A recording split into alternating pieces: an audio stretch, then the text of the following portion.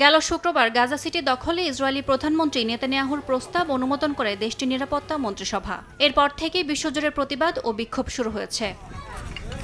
আন্তর্জাতিক সম্প্রদায়ও এমন পরিকল্পনার নিন্দা ও সমালোচনা করছে। তুরস্ক, মিশর সহ অনেক মুসলিম দেশও এই পরিকল্পনাকে বিরূপ ও নিষ্ঠুর বলে উল্লেখ করেছে। মুসলিম দেশগুলোর একতা ও আন্তর্জাতিক চাপ বাড়িয়ে ইসরায়েলের এই পদক্ষেপ বন্ধের আহ্বান জানিয়েছে।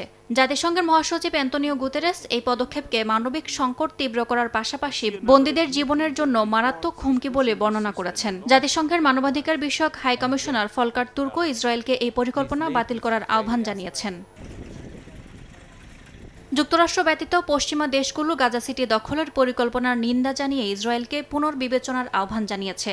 ইউরোপীয় ইউনিয়নের শীর্ষ নেতারা ইসরায়েলকে এই সিদ্ধান্তের জন্য কঠোর প্রতিক্রিয়া জানানোর সংকেত দিয়েছেন। জার্মানি এরই মধ্যে গাজায় ব্যবহৃত সামরিক সরঞ্জাম রপ্তানি বন্ধের ঘোষণা দিয়েছে। ইয়াসমিন অনন্যা, সময় সংবাদ।